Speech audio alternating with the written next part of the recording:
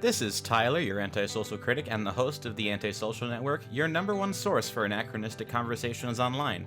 Come join us each week to hear opinions from some of the best voices discussing entertainment, politics, religion, and modern life on the internet today, most of which you've never heard of, but I have.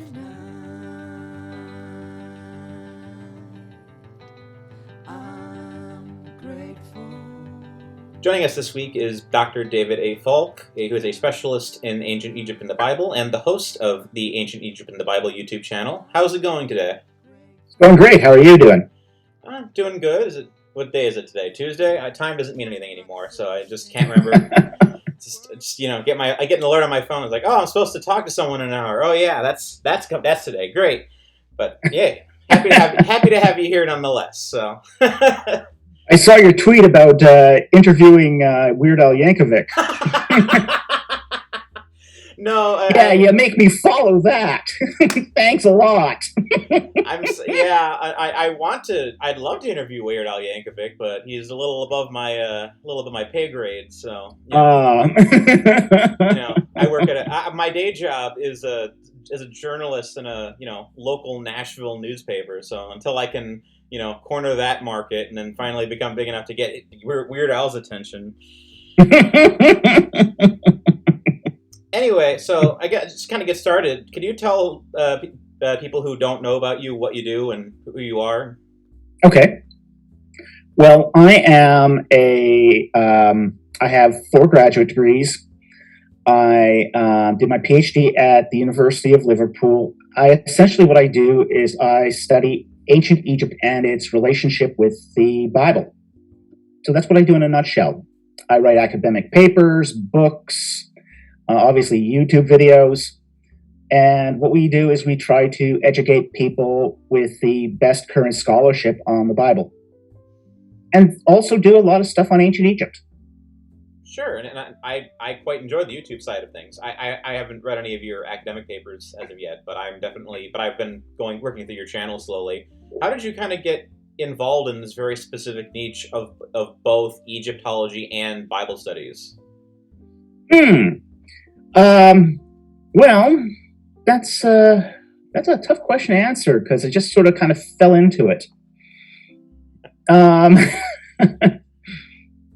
I had the opportunity back in 2006 to pursue a graduate degree.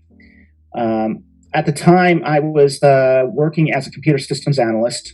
I was at the top of my field. But the company had this benefit where they would pay for your graduate degree. It's like, oh, cool. Absolutely. This would be fantastic. I'd love to do this. But I don't really want to do anything on computers because I'm already on the top of my field on this. What would that actually get me? So I decided to go take a theology degree. Just because I could. And they lost their computer scientists to a theology. That's oops. And in the process, I met James Hoffmeyer, who was at that particular school, and he's a very, very famous Egyptologist. And it's like, oh, cool! I get to do ancient Egypt too. So as I'm doing this theology degree, I'm also taking every course I can on ancient Egypt because I just love it. It's like, it's like being a pig in mud. I just love the whole experience of Egypt. So it was something I had been interested in as a child, but I finally had the opportunity to actually pursue it in earnest at that point. And after that, I just kept on going, degree after degree after degree. Yeah, I'd make a joke about being a professional student, but you're probably, more accomplished than the average professional student is, so. Maybe just a little. Well, you have something to show for it at the end of it, all of it. That's the added benefit, so. Well, yeah, everything I ever did in life was just sort of, putting my whole heart and soul into it. When I was a computer systems analyst, I had written the boot code for the world's largest supercomputer at the time. Well, where do you go from there? I mean, as an engineer, it's just like, okay, you're at the top now. There's nowhere else to go.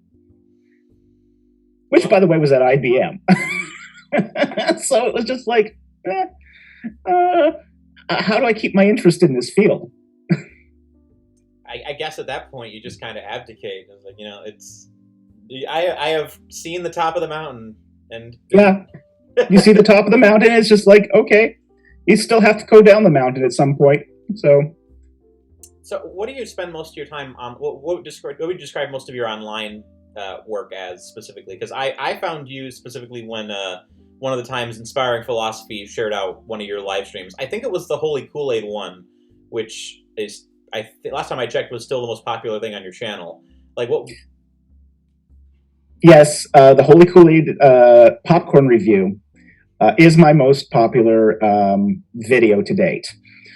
I spend most of my time creating content. We're creating content and answering people's questions.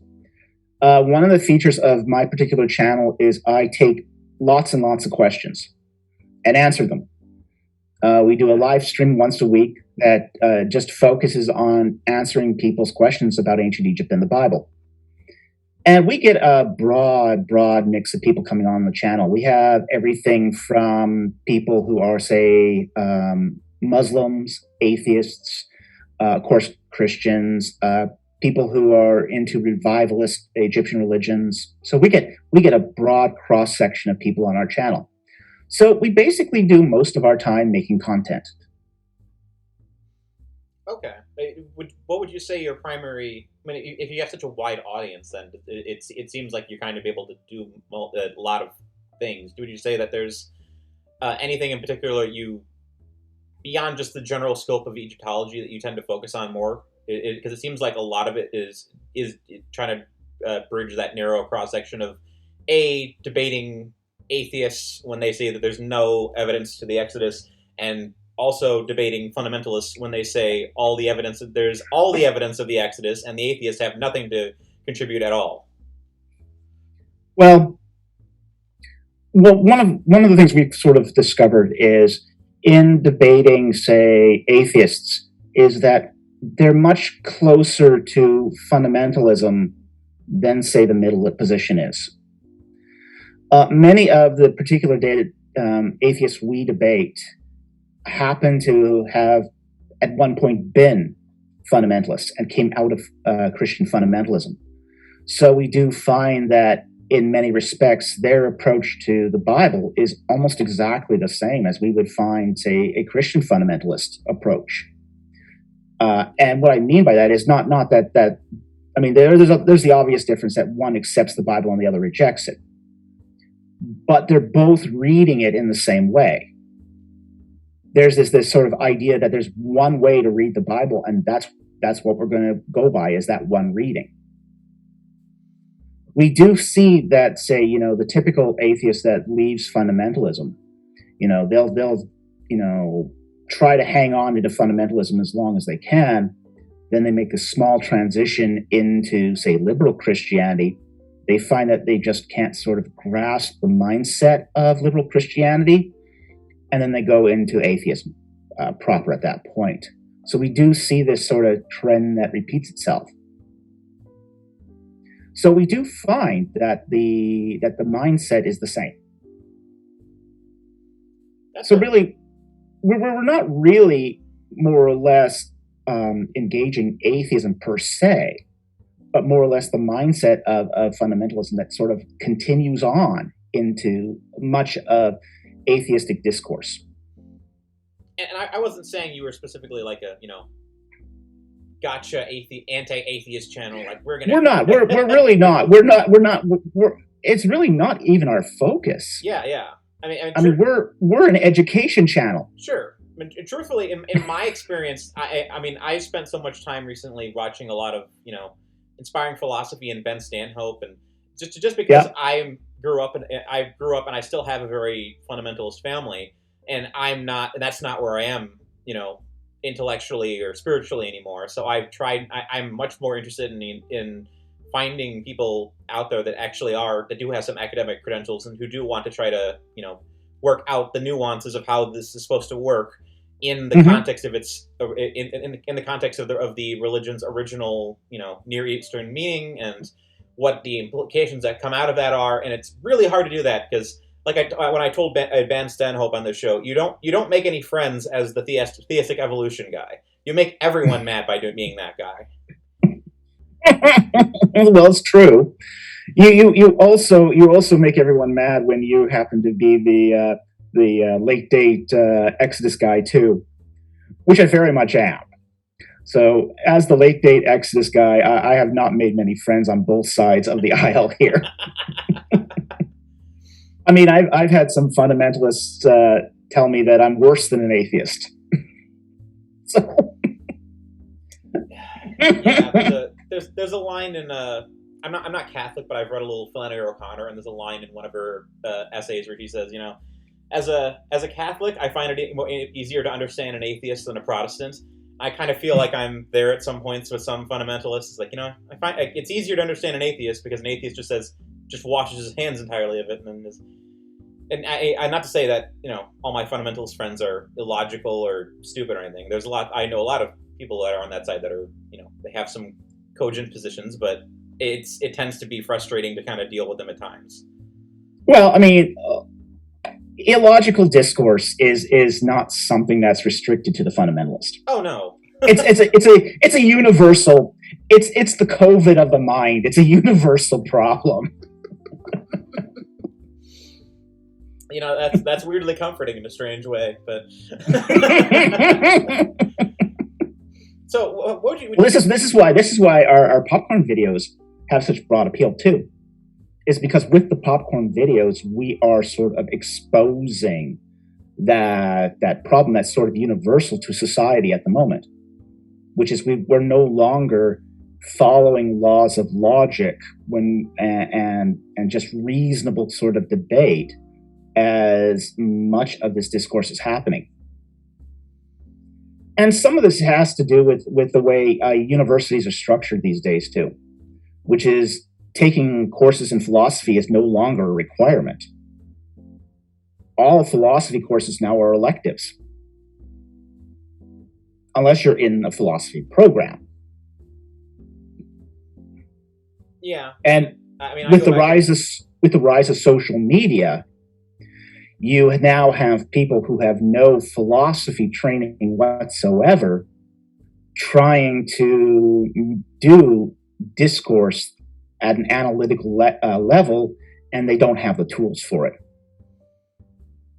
Yeah, I've read a lot of early 20th century biographies lately, and that's something I've noticed too, is that there's a certain democratization that's happened within the education system where, everyone that came out of education a century ago was, at least as far as I can tell, multilingual, and they had some understanding of rhetoric and some understanding and some philosophical grounding, and now they just don't have that at all because it's just it's a paper mill. You get in, get out, get your degree, and then you go off and manage a Denny's. It's all it seems to be for nowadays. It's credentialism. The worst kind of credentialism because the credentials don't mean anything. Exactly. Well, that's the problem with credentialism. Is the more credentials that are out there, the less meaningful they become. Credentials are only meaningful when they're scarce. Yeah, and ideally I'd like a fully educated public, but I can't say that's what we're getting right now at all. It's just, it's... No, we're not getting that right now. As much as I would love to think we are, but we're not quite getting that. If only. Especially as we move more towards, say, credentialism and, say, the acquisition of skills for specific jobs. And right now, higher education is really focused on providing skills to get people employed. Yeah. So it's no longer focused on creating citizens who can think critically. It's right now focused on, here's a programming language. Learn that, you'll get a job. Yeah. I mean, that's why there's such emphasis right now on the STEM fields. Is because they're focused upon equipping people with skills to be employed, not so much to create skills of critical thinking. I assume all this is going to hit a critical mass soon, and eventually we're going to have to go back to critical thinking eventually. But it seems like this is something we just got to live with for now, as bad as it is. So. We saw a bit of this in the 1970s. Okay. We saw a bit of this in the 1970s. In the 1970s, you had the collapse of the youth labor market, coupled with the collapse of, say, the blue-collar jobs. Building had stopped. The demand for heavy machinists stopped, machine operators. And all of a sudden, you had this mass of unemployed people. And that was part and parcel to the recession of the 1970s. We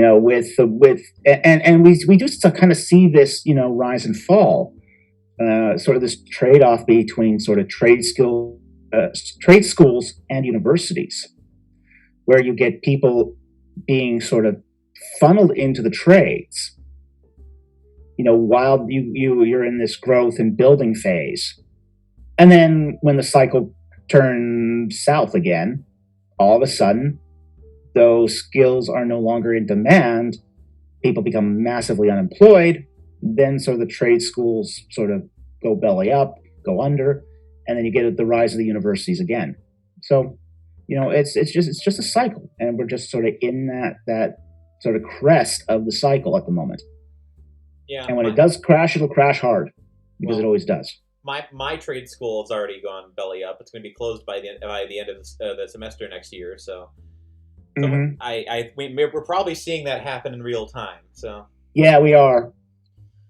Oh well, we'll see what happens. But I couldn't tell people that either when I had my debate with my friends on this, because it's like, okay, yeah, great, you're mocking me because I have lots of degrees, but trade schools and the trades are not exactly job security either. They're only secure as long as there's building, as long as there's contracts.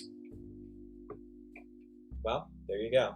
So I guess circling back to your focus. What is it specifically you tried to do in regards to merging what we know about the Exodus from the Bible and merging what we know about Egyptology? Because it seems like I think you've mentioned in one or two videos that you have a minority position on this. Mm-hmm. Well, I mean, in the case of Egyptology, most Egyptologists just don't care. I mean, really, if this is not really a debate in Egyptology, it's much more a debate in biblical studies. Okay? And it seems kind of odd, because you'd think that Egyptology would be into this. But for most Egyptologists, this is a field that's rich in content. It's got thousands and thousands and thousands of manuscripts that you can just go study. And so the attitude amongst Egyptologists is, why would you concern yourself with the Bible when you have all this rich Egyptian content that you could just study? So for most Egyptologists, they just don't care. Now, when you get into, say, biblical studies, where there is sort of this thriving, active debate about whether or not the Exodus actually happened, okay, now you're in sort of the throes of the controversy here. And I do take a sort of a minority position on, say, did the Exodus happen or did it not?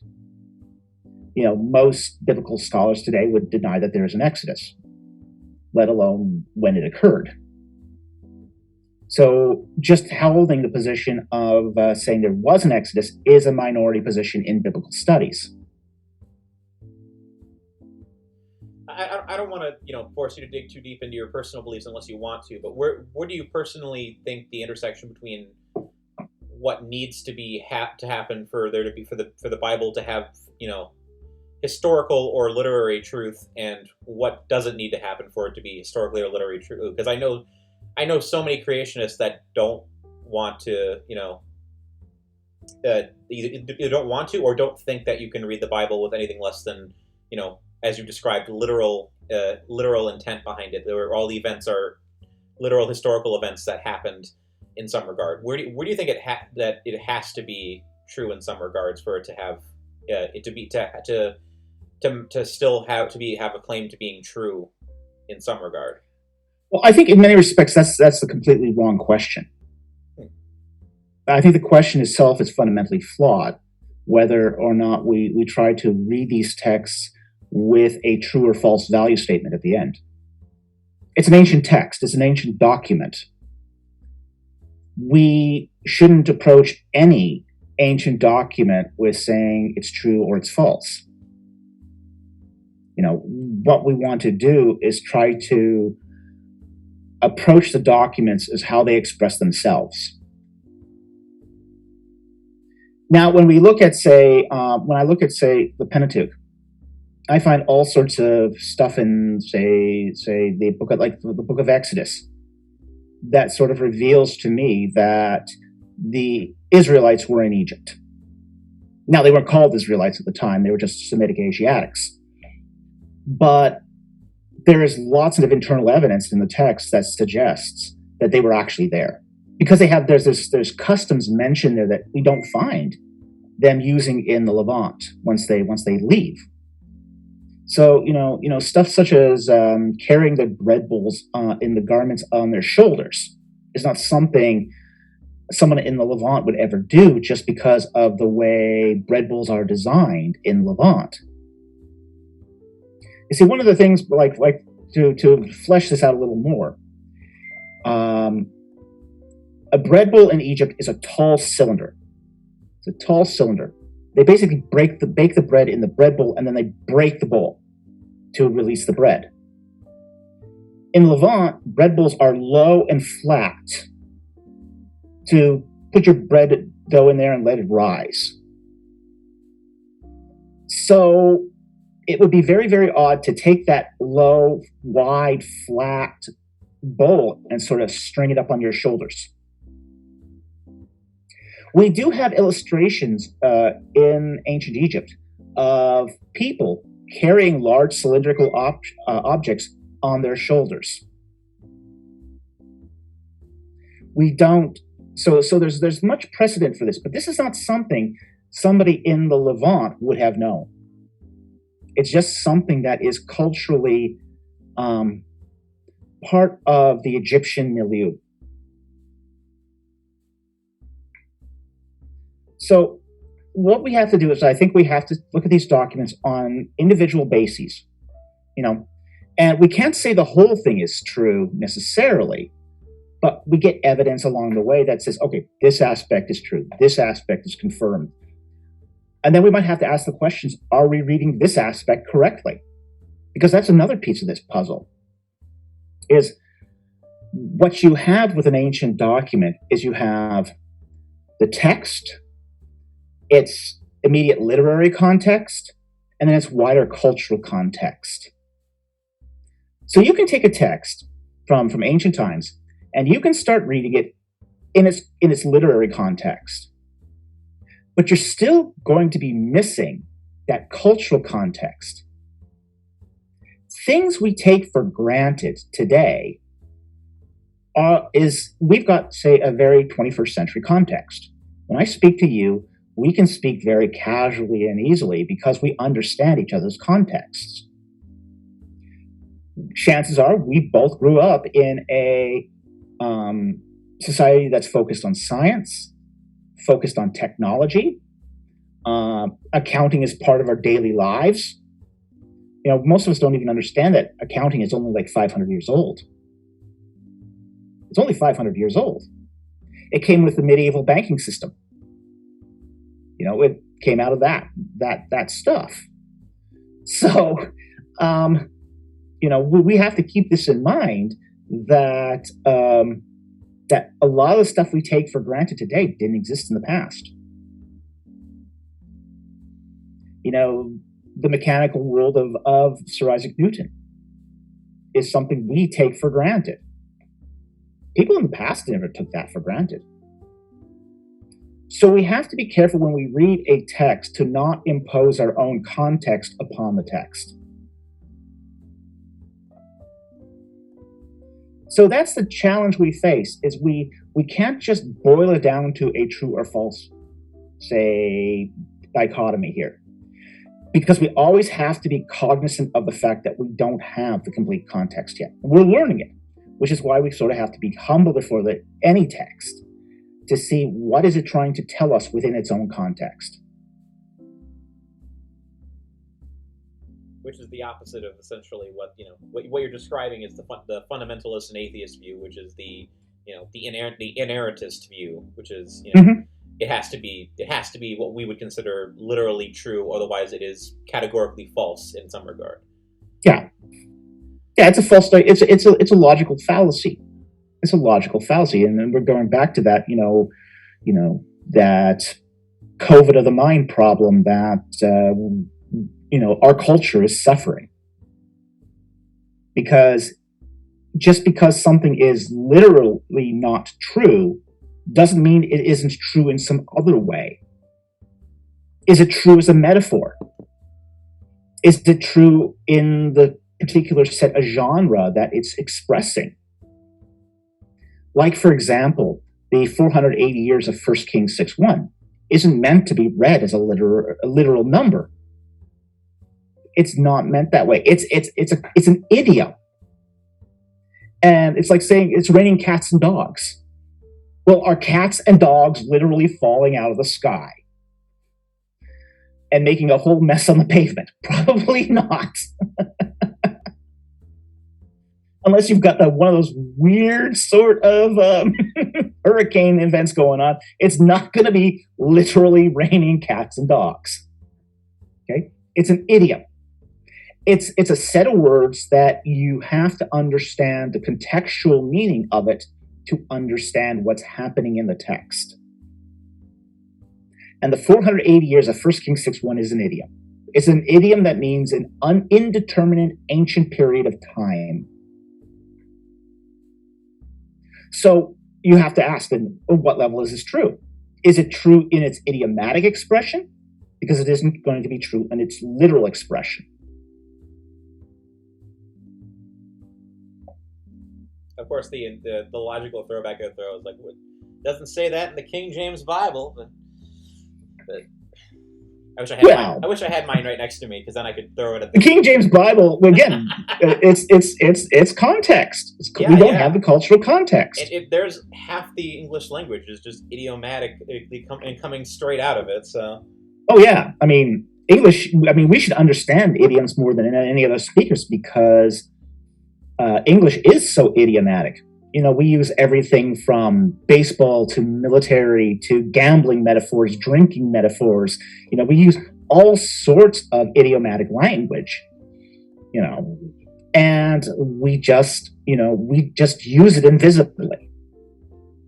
Yeah, I mean, in speaking just for myself, because I'm not necessarily an inerrantist anymore, but as I've gotten, started to look at the Bible as especially a lot of the Old Testament stuff as, mythological or literary, it starts to take on a deeper meaning to me. And it's... Well, even that term mythological, well, it's really loaded. Imprecise thing. Well, I mean... English is like this too. It has ambiguity. Yeah, and I realize that that every sentence I say could turn into an epistemological nightmare where we have to define every word when we say it. But the whole matter of myth. Is something. You can have the meaning of myth can be everything from, say, straight up allegorized fiction to, say, there's a core of truth there that's being subjected to reception history, to being something that is just idealized, that is almost all entirely true, but it's being idealized or sort of put in the best light in some way. So myth has such a broad range of meaning that's almost a useless term. Did you ever watch the Jordan Peterson, Sam Harris debate on the definition of truth? No, I didn't. It is, we could reenact it right here, but it is literally... well, it starts out as a 2-hour debate that goes nowhere, and it turns into 3 2-hour debates that go nowhere because you get just like Jordan Peterson. Well, that's my point, is that it's easy to get bogged down. And my point is just that as I'm looking at this stuff, I'm trying to look at it from this perspective that it is, as someone who does take aspects of it for granted as true, because as a Christian, that's kind of, you have to assume that at least part of it's true for it to be meaningful in some respect. Yeah. You could write 10 books on what the definition of truth is in that regard. But since I regard it as a lot of it as non-literal truth in a modern sense. Not in the sense that I believe in evolution. I believe in the natural world reveals things, and it makes the 6,000-year-old creation museum version of reality very unlikely. But I find that as I'm going into that, the Creation Museum is reading this from a particular perspective. Yes. They are reading this from a particular perspective. They're reading it through a one-meaning hermeneutic. And hermeneutic is just a fancy word of interpretive method. Yeah. But my point is just that I'm starting to find that the literary value of most of it is much deeper when you don't just look at it through the one value hermeneutic. Like I'm reading Lee Marco's book on Christian Platonism right now, and he just did a whole chapter on Origen's view of the concept of the pre-existence of the soul, and I a lot of that kind of reflected my own kind of discontent with the idea of the original Genesis creation myth. So he talks a lot. Origen's idea essentially is the idea that the soul existed before it comes down to earth in some regard, not in the way we would understand it, but at least in the sense that it exists beforehand. And as it comes to earth, it becomes more and more detached from its view of heaven. And so it kind of, and the idea of the fallen state of man that we see in Genesis is kind of a metaphor for this kind of spiritual decay that's happening as we get farther from heaven, and the more we kind of yearn for that kind of image that we recognize but we don't have. And I find, and obviously that's extremely heterodox as far as Christian thinking goes, but I kind of it's very Aristotelian. Well, Platonism. It follows the whole Pythagorean line of thinking, and Aristotle's part of that Pythagorean line. Sure. I would associate it more as Platonic, but just because I know so many people that put Plato and Aristotle on opposite sides of I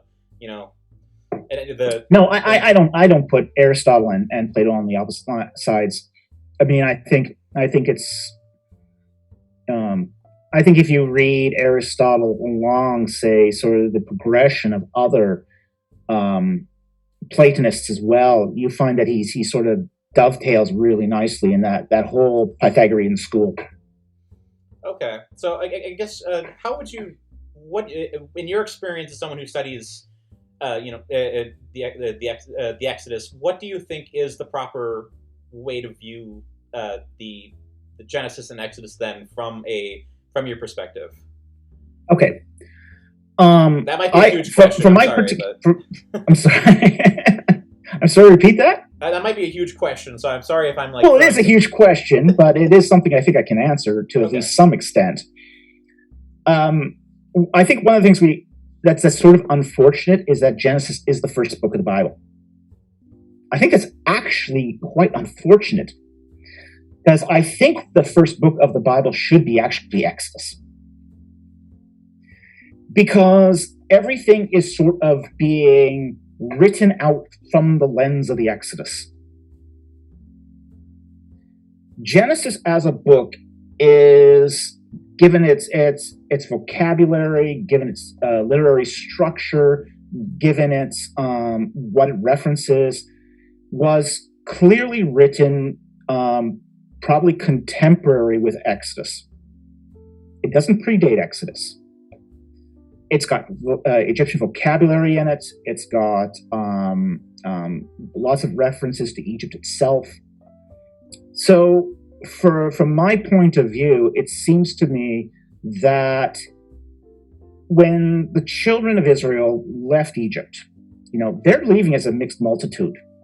Okay, they're leaving as a massive people that have dozens of different ethnicities. In that mixed multitude, you not only have, say, descendants of the sons of Jacob, you also have Amorites, you have Libyans, you have Egyptians, you have Cushites, you've got Nubians, you've got Magi, you might even have some Hittites thrown in the mix. You've got this big mass of people groups that had settled into Avaris during the 11th dynasty and a following. So when they're leaving Egypt, you've got a literal potpourri of various different creation myths. Every different tribe and nation is coming out with its own conception of how the world was created and how the gods were created, what we call theogony. What Genesis is its anti-myth. It's something written to offer a substitute for all those various myths that are going on. And it's a way to provide cohesion to the nation. So all these different tribal groups, all these different people groups are being grafted into the 12 tribes. They're being grafted into the 12 tribes, they're being assigned clans, and they're integrating to form one people. And one people with one myth.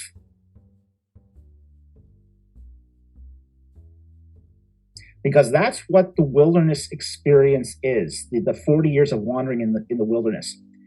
It's a program of de-Egyptianizing the people of Israel. They come out of Egypt. They're city dwellers. They're city slickers. Okay? They lived their entire lives in a city that had goods shipped to them, that had agricultural products, things such as, wheat, barley, salted fish, leeks, various products, imports from the Mediterranean. They are leaving for a country in the Judean foothills, which is essentially pastoral. They're no longer going to be confined to cities. They're going to be wandering the land as pastoralists. The whole idea that the land flows with milk and honey, well, that's goat's milk and wild honey. These are the products of being pastoralists. So, in a sense, the Israelites have to be reconditioned, basically re-educated into how to live in a pastoral lifestyle. And part of that is giving national cohesion through this substitute myth of origins. So instead of now answering the question of theogony, where did the gods come from? It becomes cosmogony instead. Who is responsible for the creation? Without ever asking the question of where did God come from?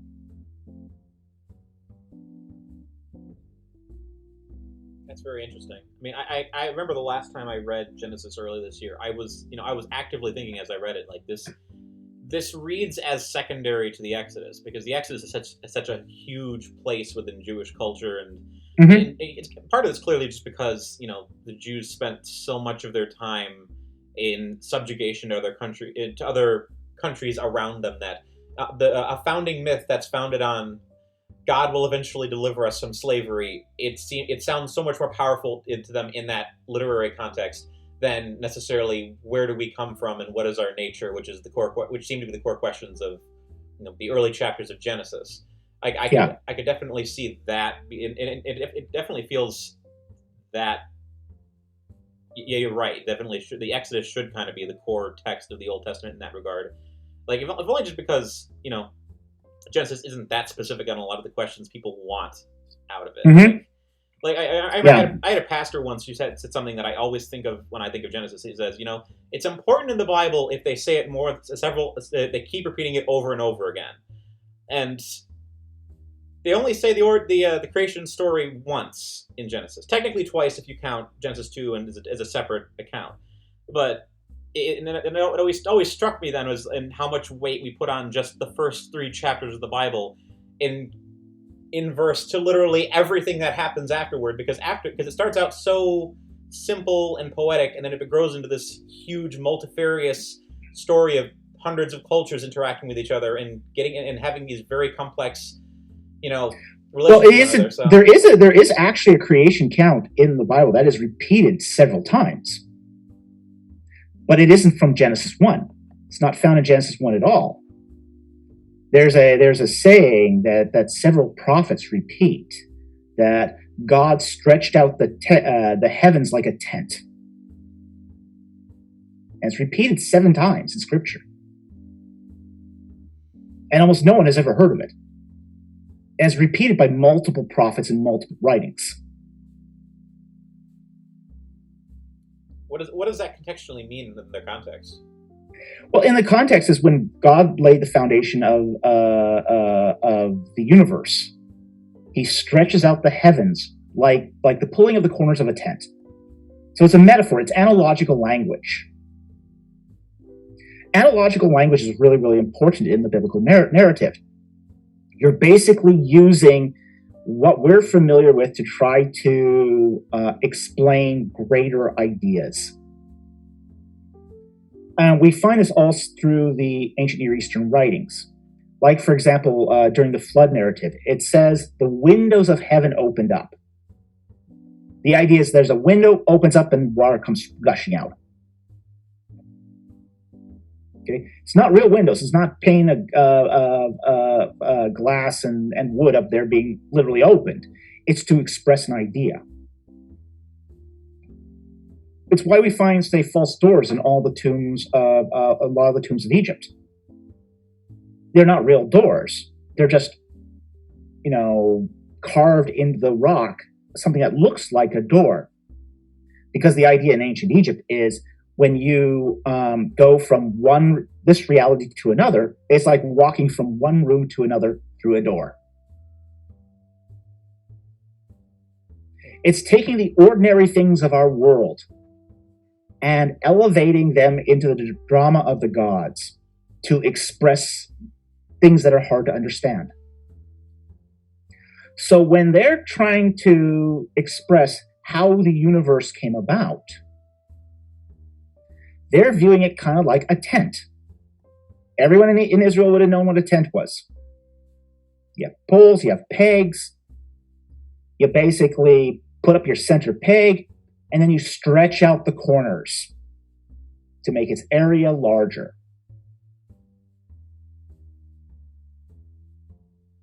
So this is what they're trying to express with, say, this other creation account that you do find scattered through the scriptures. Interesting. I've heard the line, but I never really contemplated it as a separate creation myth in its own right. That's interesting. Mm-hmm. But then again, too, when we talk about these sort of creation myths, what we're not talking about, say, one cohesive myth either. There are multiple ways of describing the same events, just through a different lens. And Jewish writers do this frequently, where they will take the same account and they will repeat it using a different lens. This is one of the reasons why we find, say, for example, a narrative section often followed by a poetic section. And we find this sort of structure used all through the ancient Near East, where for example, the famous Israel or Merneptah victory stela in Egypt has a narrative section, and then it's followed by a section of poetry. It's on one writing, it's on one stela. It was written, we know exactly when it was written, around 1217 BC. But one author is basically writing the narrative and then the poetic section right after of the same events. But they're looking at it now through a different lens. 2 lenses, 1 event. It's Rosh Hashanah. It's Rosh Hashanah. Where you have one event, but multiple perspectives on that one event, seeing it in different ways. My mind kind of jumped to Isaiah when I heard that. Just kind of, just the structure of it, maybe not necessarily in the content, but just in the way you structure an event, poetic commentary, structure an event, poetic commentary. But I actually need to start wrapping up on this end, but I'd be amiss if I didn't ask for book recommendations from you, just because you seem to have you seem to have a wide swath of availability. So what would you recommend people check out if they want to know more about the Exodus as you understand it and Egyptology? as you teach it? Well, for the Exodus, as I understand it, I would recommend my own book, The Ark of the Covenant in its Egyptian Context, An Illustrated Journey. It had the first book of the chapter sets it in its not only the Ark of the Covenant, but the Exodus in its context. And it's a very short introduction to basically how I view the Exodus. Now, I would also recommend, say, for example, John Walton's books. He does several of these books focusing on individual topics like the Exodus, the creation, even the conquest. And much of my views are very similar to John Walton's. I would also recommend the books by, say, James Hoffmeyer and Kenneth Kitchen. And there's also, Baker Backgrounds to the Old Testament? That's very good as well. So there's a selection of books there that if anyone wants to pursue this in greater detail, they can. Part of me is going to bring up Michael Heiser too, but he's probably more specifically Near Eastern focused. But I like Heiser. I actually, Heiser and I agree on a lot of things. We agree on a lot of things. I do tend to side more with Walton than I do with Heiser on certain issues. But overall, I generally agree with Heiser. Okay. And where can people find all your stuff online if they want to, dig into all this stuff? Well, of course, there is my channel, Ancient Egypt and the Bible. I also have an academia.edu account where I post some of my academic papers. So you can find a lot of my publications there. Okay. I think there's someone else with my name on Academia, because I signed up for an account to get a hold of Ben Stanhope, and I've gotten about 500 emails saying that I've been cited as some sort of dietary specialist. So I'm very concerned. Oh yeah, I get that too, where I'm told I'm cited as a botany specialist. I'm fine with this being my legacy. Okay. All right. Well, I like gardening. I'm no botany specialist. Well, my orchid's alive. That's good. That's a good sign. But all right. Well, it was good to talk to you. I appreciate your time. It was a pleasure talking to you too. Sure. Have a good day. You too. The AntiSocial Network is a Groupthink Productions podcast. Editing, producing, and hosting are by Tyler Hummel, artwork by Crystal Calley, and original music was composed by Melissa Lafira and the late Dan Smola. Like, subscribe, and please let us know what you think about the show in the comments below if you'd like to see anyone interesting be a guest on the show. Thank you for listening.